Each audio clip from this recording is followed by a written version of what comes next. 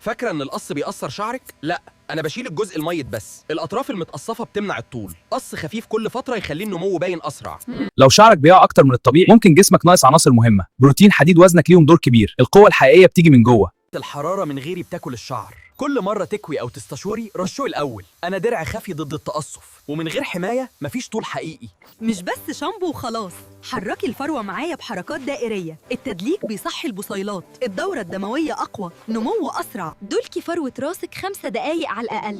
الدورة الدموية هي السر. أنا بزود الكثافة مش بس اللمعان. شدك للشعر من فوق بيكسره. ابدأي من الأطراف وطلعي سنة سنة. الراحة في التمشيط تساوي طول أكتر. أنا بحافظ على كل شعرة. لو جسمك ناقص بروتين وحديد شعرك هيتقصر. التغذيه الصح بتبان في الكثافه، الجمال بيبدأ من جوه.